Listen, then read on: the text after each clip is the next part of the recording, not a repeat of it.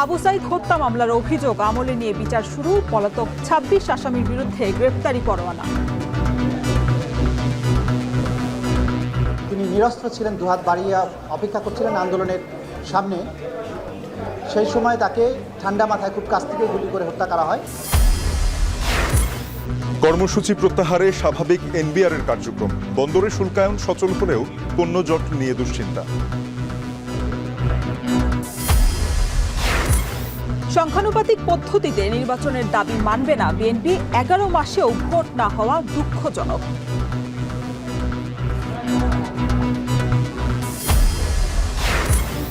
বিতর্কিতরা প্রশাসনে থাকায় সুষ্ঠু নির্বাচন নিয়ে শঙ্কা, ইসির ভোটের অভিজ্ঞতা না থাকায় আস্থার সংকট।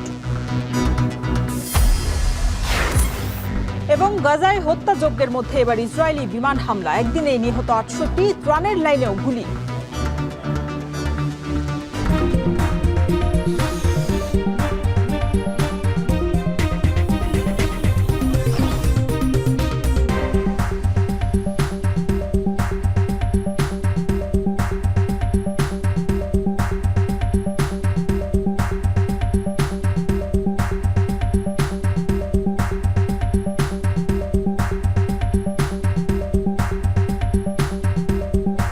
স্বাগত। এখন দুপুরে পুরো আয়োজনে আপনাদের সঙ্গে আছি আমরা দুজন, আমি শরীফ রওশন এবং আমি তানজিম শাফিন। জুলাই গণঅভ্যুত্থানের প্রথম শহীদ আবু সাইদ হত্যাকাণ্ডে ৩০ জনের বিরুদ্ধে অভিযোগ আমলে নিয়ে বিচার শুরু করেছেন আন্তর্জাতিক অপরাধ ট্রাইব্যুনাল। সোমবার আবু সাইদ হত্যার ভিডিও দেখানো হয় আন্তর্জাতিক অপরাধ ট্রাইব্যুনাল ২-এ। ৩০ আসামির বিরুদ্ধে অভিযোগ পড়ে শোনান chief prosecutor advocate Tajul Islam. মামলায় কারাগারে থাকা ৪ আসামিকে গ্রেপ্তার দেখানো হয়। আর পলাতক বেরোবির সাবেক ভিসি হাসিবুর রশিদ, রংপুর মেট্রোপলিটন পুলিশের সাবেক কমিশনার মনিরুজ্জামান সহ ২৬ জনের বিরুদ্ধে গ্রেপ্তারি পরোয়ানা জারি করেন ট্রাইব্যুনাল। আন্তর্জাতিক অপরাধ ট্রাইব্যুনালে গত ১৩ জানুয়ারি অভিযোগ দায়ের করে শহীদ আবু সাইদের বড় ভাই রমজান।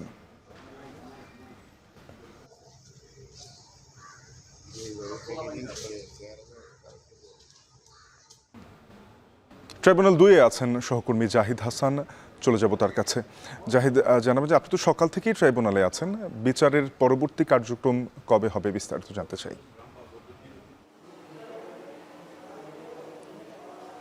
শহীদ আবু সাইদ রংপুর বেগম রোকেয়া বিশ্ববিদ্যালয় ইংরেজি বিভাগের শিক্ষার্থী অকুতোভয় আবু সাইদ ২০২৪ সালের ১৬ জুলাই দুহাত প্রসারিত করে দাঁড়িয়েছিলেন বিশ্ববিদ্যালয় ক্যাম্পাসের মূল ফটকের সামনে। সেখানে খুব কাছ থেকে তাকে পুলিশ গুলি করে, সেই গুলিতে তিনি লুটিয়ে পড়েন। তারপর তার সহযোদ্ধারা তাকে হাসপাতালে নিয়ে যায়। এরপর আবু সাইদ মৃত্যুবরণ করেন এবং এই ঘটনায় সারা দেশের ছাত্র জনতার যে আন্দোলন ছিল, চলমান কোটা বিরোধী আন্দোলন, সেই আন্দোলনে ফুঁসে ওঠে সবাই এবং আন্দোলনের গতি ত্বরান্বিত হয়। এরপরে আবু সাইদের এই ঘটনাকে কেন্দ্র করেই যখন আন্দোলন সারা দেশে হয় এবং একই সঙ্গে ৫ আগস্টে শেখ হাসিনা সরকারের পতন হয়। পরবর্তীতে আন্তর্জাতিক অপরাধ ট্রাইব্যুনালে জুলাই আগস্টে যে হত্যাকাণ্ডগুলো ঘটেছে, যে মানবতা বিরোধী অপরাধ সংগঠিত হয়েছে, সেগুলোর বিচার কার্যক্রম শুরু হয় এবং তারই ধারাবাহিকতায় আন্তর্জাতিক অপরাধ ট্রাইব্যুনাল ১ গঠন করার পরে সেটি ২ মাস আগে ট্রাইব্যুনাল ২ গঠন করা হয় এবং ট্রাইব্যুনাল ২-এ আজকে আনুষ্ঠানিকভাবে প্রথম বিচার কাজ শুরু হলো। অর্থাৎ প্রথম মামলাটি আবু সাইদের মামলা এবং এটি জুলাইয়ের প্রথম হত্যাকাণ্ডের মামলা। এবং আবু সাইদের এই মামলার যে অভিযোগপত্র যেটি দাখিল করা হয়েছে আদালতের সামনে এবং যার উপরে আজকে দীর্ঘ সময় শুনানি হয়েছে, আন্তর্জাতিক অপরাধ ট্রাইব্যুনালের তদন্ত সংস্থা ১০৯ পৃষ্ঠার একটি তদন্ত প্রতিবেদন আদালতের সামনে উপস্থাপন করেছেন এবং সেখানে এই ঘটনার নির্দেশদাতা হিসাবে সাবেক প্রধানমন্ত্রী শেখ হাসিনা, সাবেক স্বরাষ্ট্রমন্ত্রী আসাদুজ্জামান খান কামাল, সাবেক আইজিপি চৌধুরী আবদুল্লাহ আল মামুনকে সব ঘটনার নির্দেশদাতা হিসাবে আন্তর্জাতিক অপরাধ ট্রাইব্যুনালের চিফ প্রসিকিউটর তিনি উপস্থাপন করেছেন। একই সঙ্গে আবু সাইদের মামলায় যে ৩০ জনকে আসামি করা হয়েছে আর তার মধ্যে প্রধান আসামি করা হয়েছে তৎকালীন যিনি এই বিশ্ববিদ্যালয়ের উপাচার্যের দায়িত্ব পালন করেছেন হাসিবুর রশিদ বাচ্চু, তাকে আসামি করা হয়েছে। একই সঙ্গে প্রক্টরকে আসামি করা হয়েছে এবং তখন যে রংপুর মহানগর পুলিশ কমিশনার ছিলেন তাকে আসামি করা হয়েছে, অতিরিক্ত পুলিশ কমিশনারকে আসামি করা হয়েছে, সহকারী পুলিশ কমিশনারকে আসামি করা হয়েছে। এভাবে পুলিশের কর্মকর্তা সহ এবং রংপুর বেগম রোকেয়া বিশ্ববিদ্যালয়ের একাধিক শিক্ষককে আসামি করা হয়েছে। হয়েছে। তৎকালীন বেগম রোকেয়া বিশ্ববিদ্যালয়ের ছাত্রলীগের যারা সভাপতি, সাধারণ সম্পাদক ছিলেন এবং সাংগঠনিক সম্পাদক ছিলেন, অন্যান্য পদে ছিলেন, তাদেরকে আসামি করা হয়েছে। এই ঘটনায় কর্মচারীদেরকেও আসামি করা হয়েছে। 4 জনকে গ্রেফতার করা হয়েছে। রংপুর বিশ্ববিদ্যালয়ের প্রক্টর সহ পুলিশের এএসআই আমির হোসেন সহ সুজন চন্দ্র সহ 4 জন গ্রেফতার হয়েছেন। তাদেরকে অন্য মামলায় গ্রেফতার দেখানো হয়েছে। তাদেরকে এই মামলায় 10 জুলাই হাজির করতে বলা হয়েছে। একই সঙ্গে যে 26 জন পলাতক রয়েছেন রংপুর বেগম বিশ্ববিদ্যালয়ের উপাচার্য সহ, সেই 26 জনকে আগামী 10 জুলাই গ্রেফতার করে তাদেরকে ট্রাইব্যুনালে হাজির করার জন্য আইজিপিকে নির্দেশ দেওয়া হয়েছে। আইজিপি এই ট্রাইব্যুনালের বিচারপতি নজরুল ইসলাম চৌধুরীর নেতৃত্বে যে 3 বিচারপতি ট্রাইব্যুনাল 2, সেই ট্রাইব্যুনাল 2 তারা নির্দেশ দিয়েছেন। একই সঙ্গে 10 জুলাই যে তারিখ নির্ধারণ করা হয়েছে পরবর্তী শুনানির জন্য, সেদিন এই মামলার বিস্তারিত শুনানি করা হবে এবং আবু সাইদ কিভাবে মারা গেলেন, তার এই মৃত্যুর জন্য কারা দায়ী, কারা এই তার মৃত্যুর ময়নাতদন্ত প্রতিবেদন বদলে ফেলেছে এবং কারা চাপ প্রয়োগ করেছে এই ময়নাতদন্ত প্রতিবেদন বদলে ফেলার জন্য, সে বিষয়ে সাচিবের তৎকালীন যে বেগম রংপুর মেডিকেল কলেজের সাচিব নেতা ছিলেন চিকিৎসক, তাকেও আসামি করা হয়েছে। সবকিছু মিলে মামলার পরবর্তী কার্য তারিখ ধার্য করা হয়েছে 10 জুলাই। 10 জুলাই এই মামলার আরও বিস্তারিত তথ্য আদালতের সামনে তুলে ধরবেন প্রসিকিউশন টিম। শাফিন। শহীদ আবু সাইদ হত্যা মামলার বিচার শুরু হয়েছে আন্তর্জাতিক অপরাধ ট্রাইব্যুনালে, সেখান থেকে জানাচ্ছিলেন সহকর্মী জাহিদ হাসান। বৈষম্য বিরোধী আন্দোলনে ধানমন্ডি থানার শিশু মোতালেব হত্যা মামলায় শাহে আলম মুরাদ 1 দিন এবং শেরেবাংলানগর থানায় সাবেক এমপি সাবিনা আক্তার তুহিনকে 2 দিনের রিমান্ড মঞ্জুর করেছেন আদালত। এছাড়া ধানমন্ডি কোতোয়ালি যাত্রাবাড়ি থানায় মামলায় সাবেক স্বরাষ্ট্র সচিব জাহাঙ্গীর আলম, সাবেক সাংসদ মমতাজ বেগম এবং নোয়াখালীর সাবেক পুলিশ সুপার আসাদুজ্জামানকে গ্রেপ্তার দেখানো হয়েছে। সোমবার সকালে তাদের প্রত্যেককে ঢাকা মহানগর মেট্রোপলিটন ম্যাজিস্ট্রেট আদালতে হাজির করা হয়। পরে রাষ্ট্র ও আসামি পক্ষের আইনজীবীদের শুনানি শেষে তাদের এই আদেশ দেন আদালত।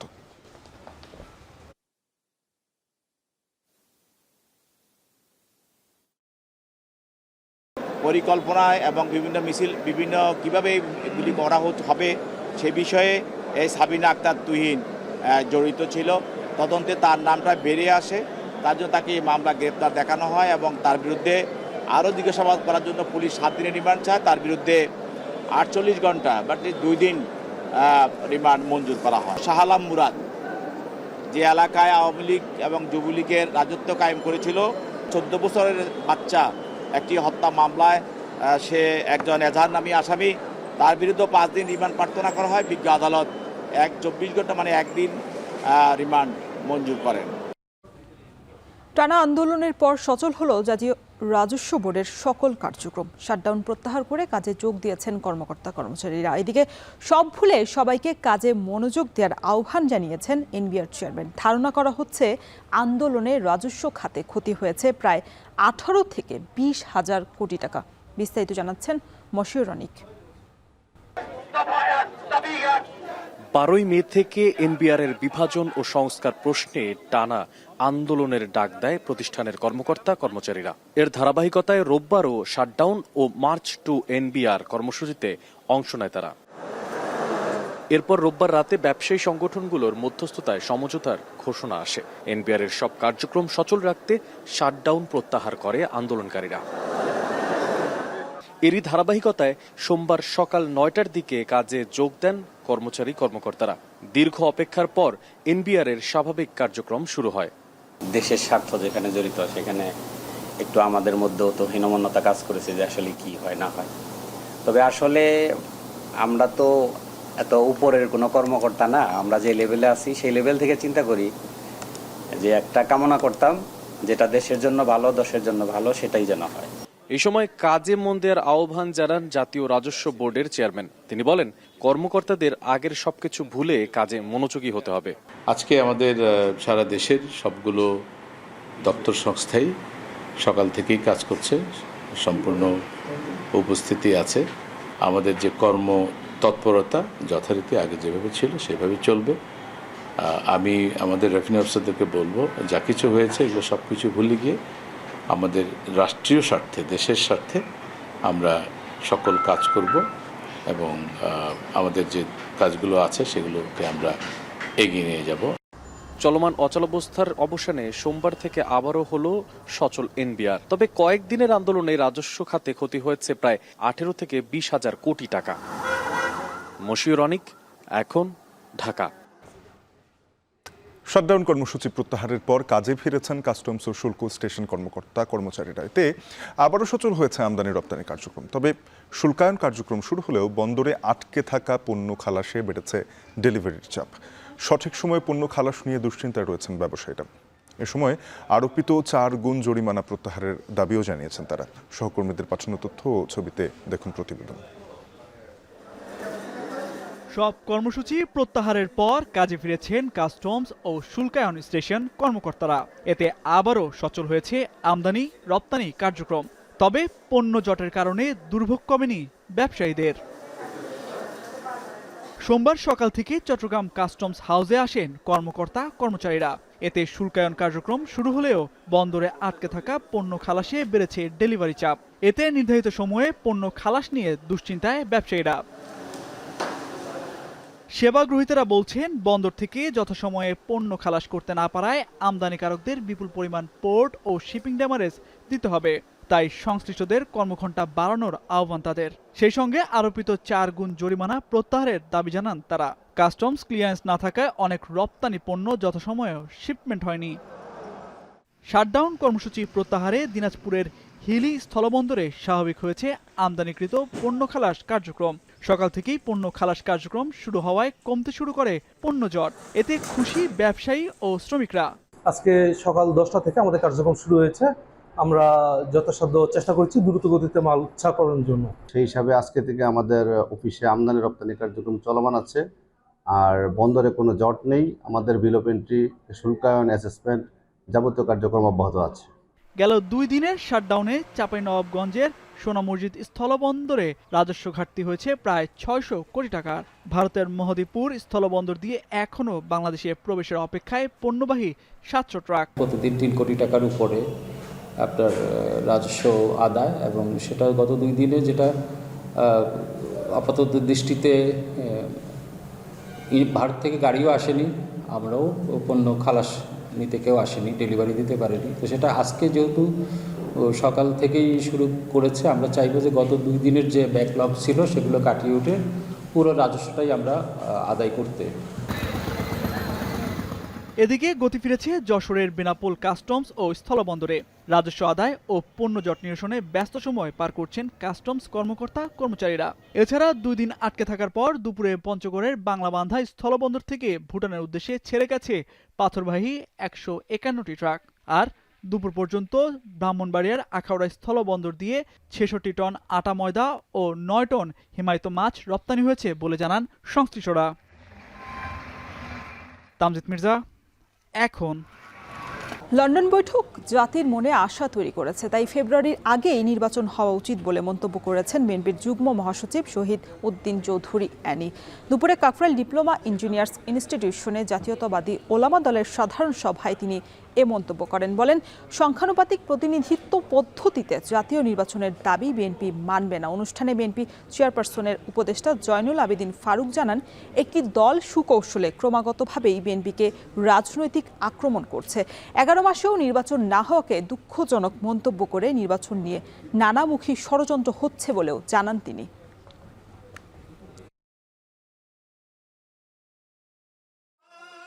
আমরা তারেক রহমানের নেতৃত্বে সবাইকে একত্রিত করেছি, সকল রাজনৈতিক দল, দেশের মানুষ সে ঐক্যবদ্ধ আন্দোলনের নেতৃত্ব দিয়েছিল বিদায় জুলাই আগস্ট যে গণ অভ্যুত্থান হয়েছে, সেই গণ অভ্যুত্থানের মাধ্যমে শেখ হাসিনা পালিয়ে যেতে বাধ্য হয়েছে। আজকে এই দিনগুলোকে আমরা নতুনভাবে স্মরণ করছি। আজকে এই দিনগুলোকে স্মরণ করতে গিয়ে আমার আপনার মধ্যে আবেগ আছে, কষ্ট আছে, ত্যাগের কথা মনে পড়ছে। বিগত কয়েকটি জাতীয় নির্বাচন পরিচালনায় বিতর্কিতরা প্রশাসনে এখনও বহাল আছে। তারা থাকায় সুষ্ঠু নির্বাচন নিয়ে শঙ্কায় রয়েছে বেশিরভাগ রাজনৈতিক দল। সেই সাথে বর্তমান কমিশনের নির্বাচন পরিচালনার অভিজ্ঞতা না থাকায় ভরসা করতে পারছে না কয়েকটি দল। এদিকে নির্বাচন ব্যবস্থা নিয়ে ঐক্যমত্যে পৌঁছানো নিয়েও রয়েছে শঙ্কা। বাকিরা জানাচ্ছেন মিয়া আমিরুল। নির্বাচন ব্যবস্থা নিয়েই এখনও ঐকমত্যে পৌঁছতে পারেনি রাজনৈতিক দলগুলো। একই সাথে আগামী জাতীয় সংসদ নির্বাচনের আলাপ যখন 2026-এর এপ্রিল থেকে ফেব্রুয়ারিতে, তখন ইসির সামনে রয়েছে নানা চ্যালেঞ্জ। আমরা কারো হুকুমে, কারো নির্দেশনায়, কারো পরিচালনায় আমরা কাজ করব না। এএমএম নাসিরউদ্দিন নেতৃত্বাধীন বর্তমান কমিশন দায়িত্ব নেওয়ার পর থেকেই গত 7 মাসে দেশের ইতিহাসের সেরা নির্বাচন আয়োজনের প্রতিশ্রুতি দিয়ে আসছে। তবে সম্প্রতি সাবেক প্রধান নির্বাচন কমিশনাররা যখন আদালতের কাঠগড়ায়, তখন পুরাতন কাঠামোতে ঘটিত বর্তমান নির্বাচন কমিশনের কার্যক্রম নিয়ে রয়েছে নানা মত। এমন প্রেক্ষাপটে বর্তমান নির্বাচন কমিশনের উপর কতটা আস্থা রয়েছে রাজনৈতিক দলগুলোর? বিএনপি আস্থার কথা জানালেও মাঝামাঝি অবস্থানে রয়েছে জামায়াত ইসলামী, আর ভরসা করতে পারছে না এনসিপি। যে আইনের মাধ্যমে যে কমিশন গঠন করা হয়েছে সেটা নিরপেক্ষ হয়নি। নির্বাচন কমিশন তাদের কার্যক্রমের মাধ্যমে দেশ এবং জাতির কাছে যে অঙ্গীকার প্রতিশ্রুতি দিয়েছে সেটা কেউ বাস্তবায়ন করে, এটা এখন দেখার বিষয়। বর্তমান নির্বাচন কমিশনের উপর আমাদের আস্থা আছে। এদেরকে বর্তমান অন্তর্বর্তীকালীন সরকারি নিয়োগ দিয়েছেন, তো আমরা আশা করি তারা জাতিকে একটি ভালো নির্বাচন উপহার দিতে সক্ষম হবেন। এদিকে প্রশাসনে থাকা ফ্যাসিবাদের দোসরদের নিয়ে শঙ্কা রয়েছে দলগুলোর। তাদের সরানো না গেলে সুষ্ঠু নির্বাচন করা কঠিন বলে মনে করেন তারা। ইলেকশন কমিশনের বিরুদ্ধে একটি মামলা হলো, সেই মামলায় ইশরাক হোসেন রায় পেয়ে গেল, কিন্তু সেই মামলার বিরুদ্ধে ইশরাকের বিরুদ্ধে আইনজীবী নিয়োগ করে নাই, মানে আইনজীবী লড়াই করে নাই কোর্টে। পুরো প্রশাসন, যে প্রশাসন দিয়ে রাতের ভোট হয়েছে, ইলেকশন কমিশনের যে অফিসারগুলো দিয়ে রাতের ভোট হয়েছে, ডামি ভোট হয়েছে, একতরফা ভোট হয়েছে, তারা কিন্তু সকলে স্ব স্ব জায়গায় আছে। যে ফেসিবাদী শাসন ব্যবস্থা বাংলাদেশটাকে এমন একটা পর্যায়ে নিয়ে গিয়েছিল, একটা অন্ধকারের দিকে ঠেলে দিয়েছিল। এখন আমাদের সাপ মারলার সাপের লেস রয়ে গেল, তাহলে আবার কিন্তু ছুবল মারতে পারে। এই প্রশাসন এখন পর্যন্ত সেই শেখ হাসিনার দোসররাই রয়ে গিয়েছে এখানে। এদেরকে এই সরকার সরাতে পারে নাই বা ইচ্ছা করে সরায় নেই। তো সুতরাং প্রশাসনে আমূল পরিবর্তন ছাড়া সুষ্ঠু নির্বাচন হবে না। এমন প্রেক্ষাপটে নির্বাচন কমিশনের সচেতনতা বেশি জরুরি বলে মনে করেন ঐকমত্য কমিশনের সদস্য বদিউল আলম মজুমদার। জানান, নির্বাচন ব্যবস্থা সংস্কার সহ প্রশাসনের গতি আনতে আগে সীমিত পরিসরে স্থানীয় নির্বাচন করা যেতে পারে। আগামী দিনে নির্বাচন কমিশনের জন্য চ্যালেঞ্জ হবে আস্থা অর্জন করা। তো আস্থার সংকট যদি থেকে যায় তাহলে নির্বাচনের নিরপেক্ষতা নিয়ে প্রশ্ন উঠবে। আমি তো মনে করি ফেব্রুয়ারিতে সম্ভব, যে যদি নির্বাচন কমিশন তার দায়িত্ব সঠিকভাবে পালন করে। নির্বাচন কমিশনের ভুল করার কোনো সুযোগ নেই, তাদেরকে ভুল করলে পরিণতি কিন্তু ভয়াবহ হতে পারে। নির্বাচন অনুষ্ঠানে পুরোদমে প্রস্তুতি নিচ্ছে নির্বাচন কমিশন। 26 জুন প্রধান উপদেষ্টার সাথে বৈঠক করে সিএসি। সেখান থেকে কি নির্দেশনা পেল কমিশন প্রধান, সে আলোচনা সর্বমহলে। মিয়া আমিরুল, এখন, ঢাকা। চট্টগ্রাম থেকে ঢাকায় পাইপলাইনে জ্বালানি তেল সরবরাহ প্রকল্পের চূড়ান্ত পরীক্ষা শেষ পর্যায়ে। সফল হলে জুলাইয়েই বাণিজ্যিকভাবে সরবরাহ শুরু করবে বিপিসি। এর মাধ্যমে স্বয়ংক্রিয়ভাবে জ্বালানি তেল সরবরাহের নতুন যুগে ঢুকবে প্রতিষ্ঠানটি। সংশ্লিষ্টরা বলছেন, জ্বালানি তেলের অপচয় ও চুরি রোধের পাশাপাশি এতে বছরে সাশ্রয় হবে 250 কোটি টাকা। আরও জানাবেন হাজেরা শিউলি। দেশে বছরে জ্বালানি তেলের চাহিদা প্রায় 65 লাখ মেট্রিক টন। 3টি বিপণন কোম্পানির আমদানি করা এই জ্বালানি তেলের 90% পরিবহন করা হয় নৌপথে। এটি ব্যয়বহুল ও সময় সাপেক্ষ। সেই সঙ্গে 180টি ওয়েল ট্যাঙ্কারের মাধ্যমে 50টি ডিপোতে জ্বালানি সরবরাহ করাও একটি বড় চ্যালেঞ্জ। এতে বছরে বাংলাদেশ পেট্রোলিয়াম কর্পোরেশন বিপিসির ব্যয় হয় প্রায় 400 কোটি টাকা। এছাড়া ট্যাঙ্কার থেকে জ্বালানি তেল নিঃসরণে দূষিত হয় নদী। সব মিলিয়ে সাশ্রয়ী ব্যয়ে দ্রুত জ্বালানি পরিবহনে 2018 সালে চট্টগ্রাম থেকে ঢাকায় পাইপলাইনে এই তেল পরিবহনের প্রকল্প নেয় বিপিসি। নানা জটিলতা ও প্রতিকূলতা পেরিয়ে গেল মার্চে শেষ হয় 250 কিলোমিটার দৈর্ঘ্যের পাইপলাইন ও স্টোরেজ ট্যাঙ্ক সহ অন্যান্য অবকাঠামো নির্মাণের কাজ। ওই মাসেই বাণিজ্যিকভাবে পাইপলাইনে জ্বালানি সরবরাহের কথা থাকলেও টেলিকমিউনিকেশন ও অটোমেশনের কাজ শেষ না হওয়ায় সম্ভব হয়নি। এখন আমাদেরকে বুঝিয়ে দেওয়ার প্রক্রিয়া চলছে। 250 কিলোমিটার একটা পাইপলাইন, এই পাইপলাইনটা বুঝিয়ে দেওয়ার কাজ, এবং এটা কিন্তু অটোমেশন সব, স্কাডা, পিএলসি, টেলিকমিউনিকেশন সিস্টেম, রজব মেলাগুলা ভাল বড় বড়, এগুলো সব কিছু বুঝিয়ে দেওয়ার জন্য একটু সময় লাগছে। গত 22শে জুন রোববার থেকে শুরু হয়েছে চূড়ান্ত ট্রায়াল।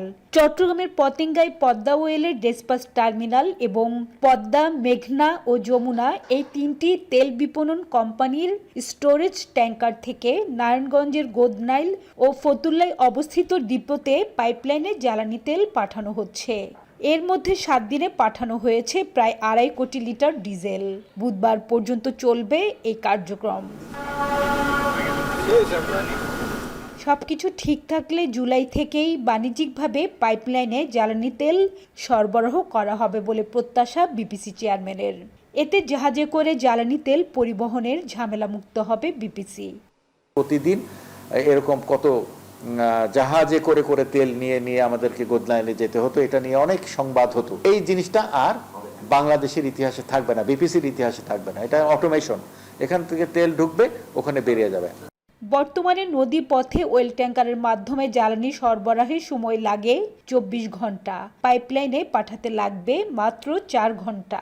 অত্যাধুনিক প্রযুক্তি নির্ভর হওয়ায় পাইপলাইন থেকে জ্বালানি তেল চুরির সুযোগ থাকবে না। সেই সঙ্গে কমবে জ্বালানি তেলের সিস্টেম লস ও পরিবেশ দূষণ।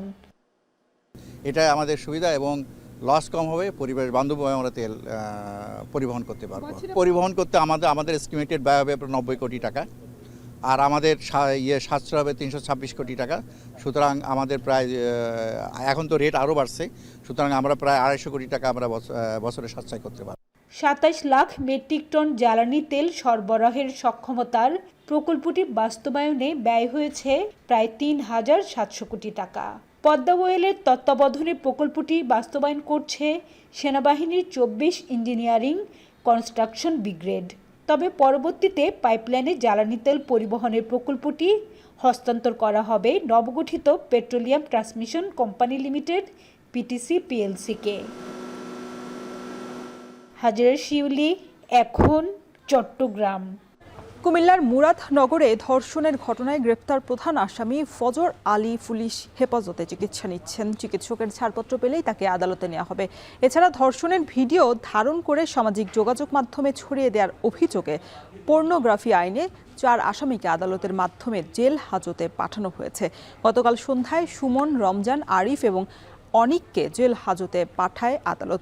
এর আগে গেল বৃহস্পতিবার রাতে কুমিল্লার মুরাদনগরে বাবার বাড়িতে বেড়াতে আসা নারীকে ঘরের দরজা ভেঙে অভিযোগ ওঠে ফজর আলীর বিরুদ্ধে। সে ঘটনা ভিডিও করে সামাজিক যোগাযোগ মাধ্যমে ছড়িয়ে দেওয়ার দেশ জুড়ে সৃষ্টি হয় চাঞ্চল্যের।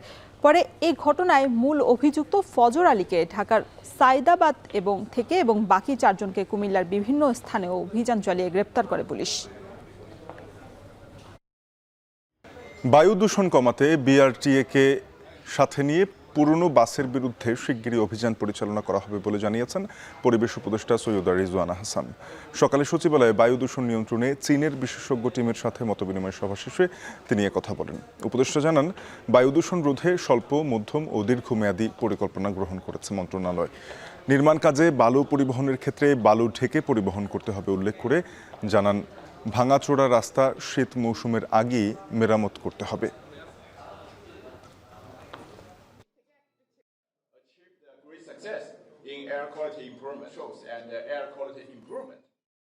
এই নিয়ন্ত্রণে আনতে পরিবেশ অধিদপ্তর এককভাবে এনফোর্সমেন্ট টিম পাঠাবে না। আমরা বিএটি এর সাথে মিলে, রোডসের সাথে মিলেই আমরা এবার টিম পাঠাবো। বালু এবং সিমেন্ট ঢাকা শহরে ঢুকে যায় ট্রাকে করে করে, সম্পূর্ণ উন্মুক্ত থেকে। সো আমরা দুইটাই চেষ্টা করব। একটা হচ্ছে এইগুলো ব্যাগে ভরে ভরে ঢাকায় আসতে হবে, আর যদি ব্যাগে ভরে আসার প্রক্রিয়াটা সময় সাপেক্ষ হয় তাহলে কাভার ছাড়া কেউ ঢুকবে না, সেখানে আমাদের হাইওয়ে পুলিশের সাহায্য নিতে হবে। ডিমের ক্রমাগত দরপতনে ক্রেতারা স্বস্তিতে থাকলেও দিশেহারা টাঙ্গাইলের খামারিরা। তাদের দৈনিক লোকসান হচ্ছে প্রায় কোটি টাকার মতো। প্রতিনিয়ত এই লোকসানে গেল 1 যুগে জেলায় ডিমের উৎপাদন কমেছে অন্তত 60%। তবে দাম কমলেও কমেনি উৎপাদন খরচ। পরিস্থিতি সামাল দিতে ডিম সংরক্ষণ এবং রপ্তানির উদ্যোগ নেয়ার দাবি খামারিদের। টাঙ্গাইল থেকে আরও জানাচ্ছেন কাউসার আহমেদ। টাঙ্গাইলের কালিহাতির দেওপুর গ্রামের খামারি জিন্না নিজের জমানো ও ঋণের প্রায় 30 লাখ টাকা খরচ করে 3000 লেয়ার মুরগির খামার করেছেন। প্রতি পিস ডিম উৎপাদনে তার খরচ হচ্ছে 10 টাকার বেশি, কিন্তু বিক্রি করতে হচ্ছে 8.5 টাকায়। এতে দৈনিক 2,500 ডিম উৎপাদনে তার লোকসান প্রায় 5,000 টাকা। দিন গেলে আমার ঘরে থেকে মিনিমাম 3,000 টাকা লস যাইতেছে। ডিমের যে বাজার, এই বাজারে টিকে থাকা সম্ভব না। জিন্নার মতো জেলার অন্যান্য খামারিদের অবস্থাও একই। গেল রমজানের শুরু থেকে সরবরাহ বাড়া ও চাহিদা কমায় দরপতন শুরু হয়। গেল কয়েক সপ্তাহে জেলায় খামার পর্যায়ে প্রতি হালি ডিমের দাম 4 থেকে 5 টাকা কমে বিক্রি হচ্ছে 32 টাকায়। ডিমের দাম কমলেও ফিডসহ অন্যান্য জিনিসের দাম বেশি হওয়ায় প্রতি পিস ডিম উৎপাদনে লোকসান গুনতে হচ্ছে 2 থেকে 2.5 টাকা।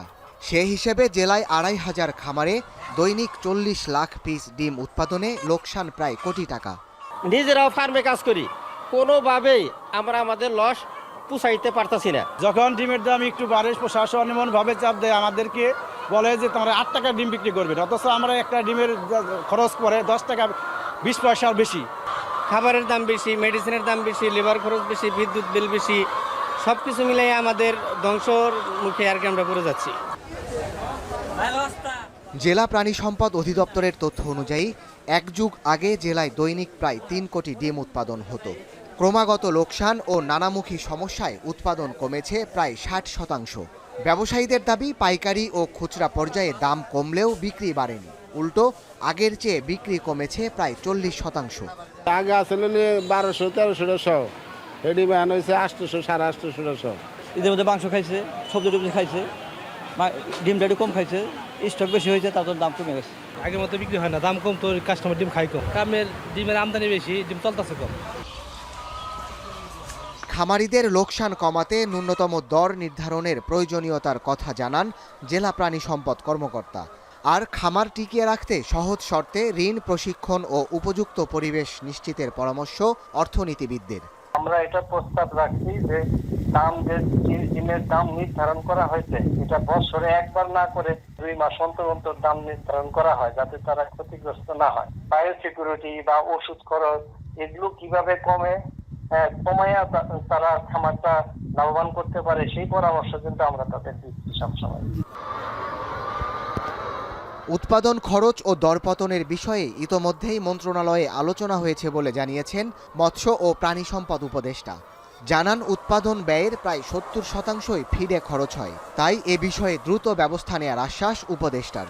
ফিডের দাম কমানোটা খুবই জরুরি, এটা আমরা আলোচনা করেছি মন্ত্রণালয়ে, এবং এটা অবশ্যই কমাতে হবে, কারণ নাহলে ক্ষুদ্র খামারিরা বেশি ক্ষতিগ্রস্ত হচ্ছে। বড় বড় যারা কোম্পানি আছে তারা হয়তো কন্ট্রাক্ট ফার্মারদের দিয়ে কাজ করতে পারবেন, কিন্তু ক্ষুদ্র খামারিরা একেবারে নিঃস্ব হয়ে যাচ্ছে। তো এই ব্যাপারে সরকার অবগত আছে এবং আমরা অবিলম্বে এটা নিয়ে কাজ করব। বিশেষজ্ঞদের শঙ্কা, প্রান্তিক খামারিদের টিকিয়ে রাখতে না পারলে ডিম উৎপাদন খাত চলে যাবে বড় প্রতিষ্ঠানগুলোর হাতে। তখন প্রোটিনের ঘাটতি পূরণের সবচেয়ে সহজলভ্য পণ্যটিও কিনতে হবে চড়া দামে। এখন টাঙ্গাইল। নির্ধারিত সময়ের মধ্যে জুলাই ঘোষণাপত্র দিতে না পারা সরকারের ব্যর্থতা বলে মন্তব্য করেছেন আপ বাংলাদেশের আহ্বায়ক আলী আহসান জুনায়েদ। গণঅভ্যুত্থানের বর্ষপূর্তি উপলক্ষে এক সংবাদ সম্মেলনে জুলাই ঘোষণাপত্র প্রকাশ করতে না পারার কারণ জাতির সামনে তুলে ধরতে ব্যর্থ হওয়ায় অন্তর্বর্তী সরকারের সমালোচনা করেন তিনি। বলেন, সরকারের এমন আচরণ গণঅভ্যুত্থানের আকাঙ্ক্ষার প্রতি অমর্যাদাকর। এ সময় গণঅভ্যুত্থানে পূর্ণাঙ্গ শহীদ তালিকা প্রণয়ন, ডিএনএ প্রোফাইলিংয়ের মাধ্যমে রায়ের বাজারে দাফন করা শহীদের লাশ শনাক্ত করে পরিবারের কাছে ফিরিয়ে দেওয়ার আহ্বান জানান তিনি। সংবাদ সম্মেলনে 1 জুলাই থেকে 5 আগস্ট পর্যন্ত 36 দিনের কর্মসূচি ঘোষণা করে আপ বাংলাদেশ।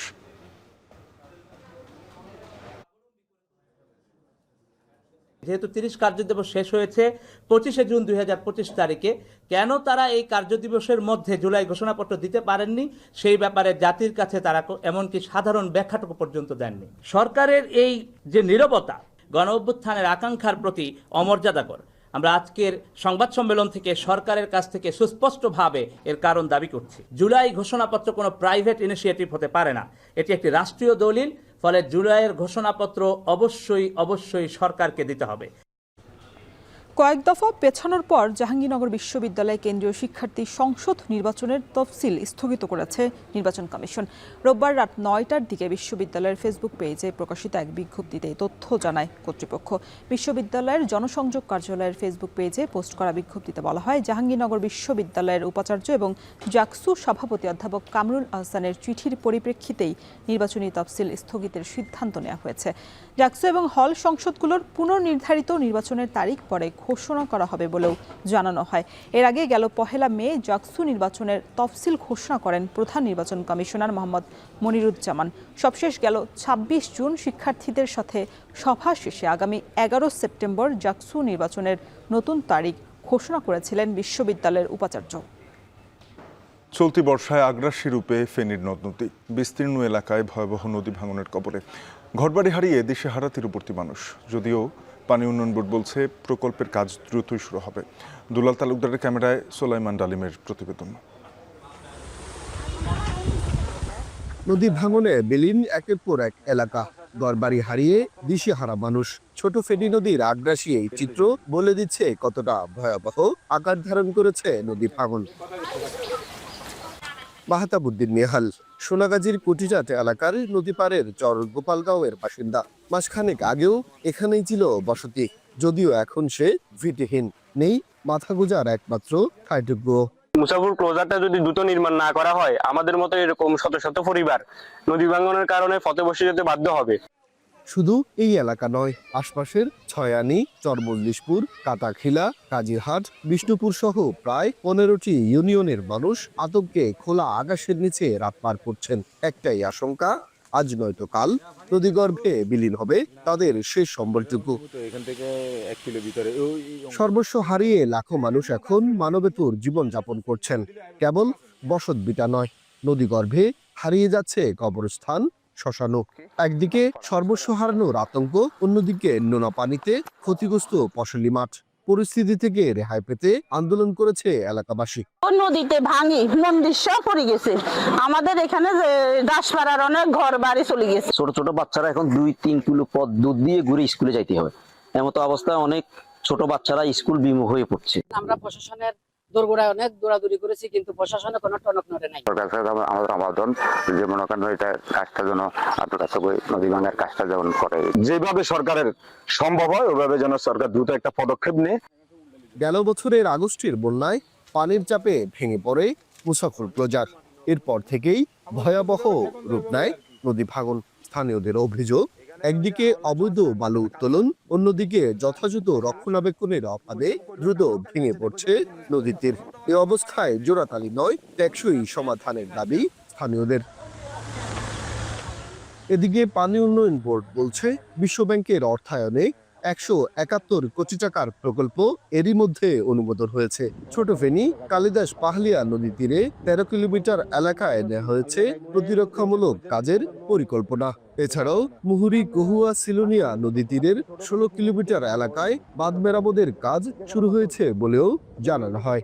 এই ভাঙন বন্ধ করার জন্য আমরা জরুরি ভিত্তিতে কিছু পদক্ষেপ নিয়েছি। এর বাইরে আমাদের একটি চলমান প্রজেক্টের আওতায় প্রায় 1.5 কিলোমিটার প্রোটেক্টিভ ওয়ার্ক চলমান আছে। আর নতুন করে ওয়ার্ল্ড ব্যাংকের আর্থিক সহায়তায় বি স্ট্রং প্রজেক্টে ছোট ফেনী নদীতে 6.5 কিলোমিটার নদীতে প্রতিরক্ষামূলক কাজ আছে। সোনাগাজীর কুঠিরাটের চর গোপালগাঁওয়ের ঠিক এখানেই ছিল ঘরবসতি, ভিটেমাটি, সংসার। এক মাসের ব্যবধানেই তা বিলীন হয়েছে নদী গর্ভে। নদী ভাঙনের এই করুণ চিত্র সোনাগাজীর বিস্তীর্ণ এলাকা জুড়ে। স্থানীয় অসহায় মানুষগুলো সরকারের দ্রুত পদক্ষেপ আশা করছেন। সোলাইমান ডালিম, এখন ফেনী। এবার দেশের বাইরের খবর। যুদ্ধবিরতি কার্যকর করে জিম্মিদের ফিরিয়ে আনতে মার্কিন প্রেসিডেন্ট ডোনাল্ড ট্রাম্পের আহ্বান উপেক্ষা করেই গাজায় আগ্রাসনের মাত্রা বাড়িয়েছে ইসরায়েলি বাহিনী। গাজা সিটি থেকে বাসিন্দাদের জোরপূর্বক সরে যাওয়ার নির্দেশের পর রাতভর দফায় দফায় বিমান হামলা চালিয়েছে নেতানিয়াহু বাহিনী। এতে একদিনেই শিশুসহ নিহত হয়েছেন অন্তত 68 জন। হামলা হয়েছে ত্রাণের লাইনেও। বাকিটা জানাচ্ছেন তহিদুর রহমান। যতই দিন যাচ্ছে গাজায় নৃশংসতা আরও বাড়িয়ে চলছে ইসরায়েলি বাহিনী। হত্যা করছে খাবারের জন্য লাইনে অপেক্ষায় থাকা ক্ষুধার্ত গাজাবাসী ও শিশুদেরও। আহাজারিতে ভারী হয়ে উঠছে পুরো ভূখণ্ড। আর কতদিন নির্মমতার শিকার হতে হবে এমন প্রশ্ন ক্লান্ত ফিলিস্তিনিদের। ولادي اللي رجعت تاني لقيتهم مرميين كلهم. طلعت برا صوت بدنا اسعاف وانا كنت مضروبه في رجلي بجري وبمرق عليهم بطلع. ضربه عليهم مساكين. يعني هذا ظلم من الاحتلال يعني. ونرجو من الله ثم من العرب اللي حوالينا نتحرك ينهوا الاحتلال هذا عنا. বর্তমানে আগ্রাসনের মাত্রা সবচেয়ে বেশি গাজার উত্তরাঞ্চলে। আরও বড় ধরনের সামরিক অভিযানের প্রস্তুতি হিসেবে বাসিন্দাদের সরে যাওয়ার জন্য চাপ দিচ্ছে ইসরায়েলি বাহিনী। উত্তর গাজা এবং জাবালিয়া ছেড়ে শেখ রাদন এলাকার দিকে ছুটছেন অসহায় বাসিন্দারা। এর মধ্যে খাবার ও চিকিৎসা সংকটে তীব্র হচ্ছে বেঁচে থাকার লড়াই।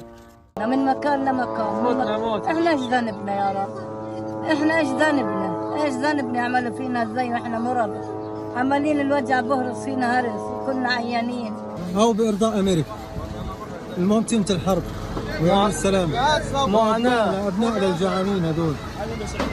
أبنائنا جوع. طبعا أنا طالع.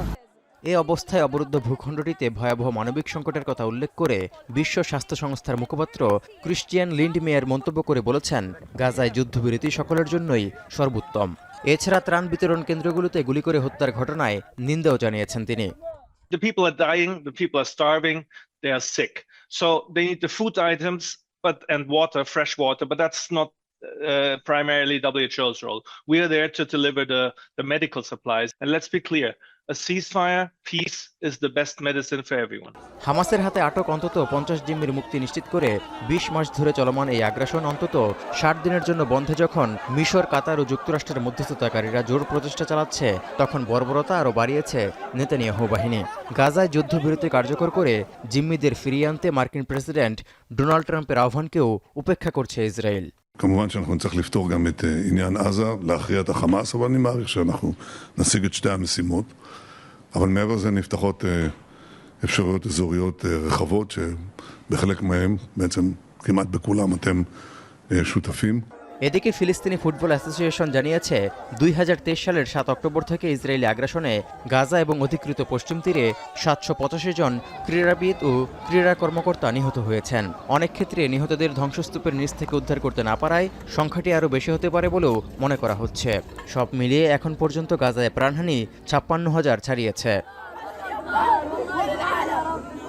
তৌহিদুর রহমান, এখন বিশ্ব। ওরে খেলার খবর। ক্লাব বিশ্বকাপকে ফুটবল ইতিহাসের সবচেয়ে বাজে উদ্ভাবন বলেছেন সাবেক লিভারপুল কোচ ইয়র্গেন ক্লপ। আর অতিরিক্ত খেলার ফলে খেলোয়াড়দের ক্লান্তি ও শারীরিক ধকল নিয়ে শঙ্কিত Man City coach Pep Guardiola. বিস্তারিত জানাচ্ছেন জুবায়ের আহমেদ। চলছে ক্লাব বিশ্বকাপ, নানা তর্ক বিতর্কে মাঠের বাইরে সরগরম ফুটবল বিশ্ব। এরই মাঝে মন্তব্যের ঝড় কোচদের মাঝে। 7 থেকে বেড়ে ক্লাবের সংখ্যা এখন 32। ফিফা ক্লাব বিশ্বকাপের নতুন পরিধি নিয়ে ফুটবল ভক্তদের মাঝে আগ্রহের ঘাটতি ছিল না। লাতিন অঞ্চল কিংবা আফ্রিকা থেকে আসা ক্লাবগুলোর দিকে নজর ছিল আলাদাভাবে। মাঠে খেলা দিয়ে অবশ্য ব্রাজিলের ক্লাবগুলো ছাড়া আর কেউই সেভাবে চমক উপহার দিতে পারেনি। যুক্তরাষ্ট্রের আবহাওয়া যেমন খেলার উপযোগী ছিল না, তেমনি মৌসুম শেষ করে আসার পর খেলোয়াড়দের হাতেও ছিল না পর্যাপ্ত বিশ্রামের সময়, যার প্রভাব পড়েছে মাঠের পারফরম্যান্সে। সব বিবেচনা করেই দিন দুয়েক আগে লিভারপুলের সাবেক কোচ ইয়র্গেন ক্লপ বলেছিলেন, ক্লাব বিশ্বকাপ ফুটবলের ইতিহাসে সবচেয়ে বাজে উদ্ভাবন। এবার তাতে কিছুটা সায় দিলেন ম্যানচেস্টার সিটির কোচ পেপ গার্দিওলা। ক্লাব বিশ্বকাপে নিজেদের রাউন্ড অফ 16 ম্যাচের আগে স্প্যানিশ এই কোচ সরাসরি বললেন, এমন একটা টুর্নামেন্ট তার দলের সামনের মৌসুম পুরোপুরি ধ্বংস করে দিতে পারে। গার্দিওলা মনে করেন, গত মৌসুমের পারফরমেন্সের পর তার দল বিপর্যস্ত অবস্থায় আছেন। এমন অবস্থায় 32 দলের এই প্রতিযোগিতা তার দলের মনোবল একেবারেই ভেঙে দিতে পারে। ক্লাব বিশ্বকাপ প্রসঙ্গে গার্দিওলা কিংবা ক্লপের মতোই মন্তব্য করেছিলেন ইংল্যান্ড জাতীয় দলের কোচ টমাস টুখেল। তার মতে লিভারপুল কিংবা আর্সেনালের মতো ক্লাবগুলো আগামী মৌসুমের শুরুতে বাড়তি সুবিধা পাবে তাদের বিশ্রামের কারণে। গার্দিওলা অবশ্য এই টুর্নামেন্টকে দেখছেন আগামী মৌসুমের ফরমেশন ঠিক করার মঞ্চ হিসেবে। গত মৌসুমের মলিনতা পেছনে ফেলে পরের বারের জন্য দলকে ঠিক করতেই কেবল বৈশ্বিক এই আসরকে পাখির চোখ করেছেন স্প্যানিশ এই কোচ। জুবায়ের আহমেদ, এখন। শেষ করব এখন দুপুর। তার আগে শিরোনামগুলো আরও একবার। আবু সাইদ হত্যা মামলার অভিযোগ আমলে নিয়ে বিচার শুরু, পলাতক ২৬ আসামির বিরুদ্ধে গ্রেপ্তারি পরোয়ানা। তিনি নিরস্ত্র ছিলেন, দুহাত বাড়িয়ে অপেক্ষা করছিলেন আন্দোলনের সামনে। সেই সময় তাকে ঠান্ডা মাথায় খুব কাছ থেকে গুলি করে হত্যা করা হয়। কর্মসূচি প্রত্যাহারের স্বাভাবিক এনবিআরের কার্যক্রম, বন্দরে শুল্কায়ন সচল হলেও পণ্য জট নিয়ে দুশ্চিন্তা। সংখ্যানুপাতিক পদ্ধতিতে নির্বাচনের দাবি মানবে না বিএনপি, 11 মাসেও ভোট না হওয়া দুঃখজনক।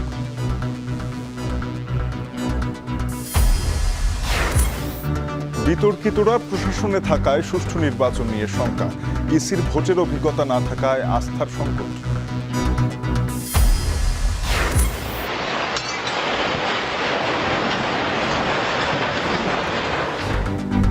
এবং গাজায় হত্যাযজ্ঞের মধ্যে এবার ইসরায়েলি বিমান হামলা, একদিনেই নিহত ৬৮, ত্রাণের লাইনেও গুলি।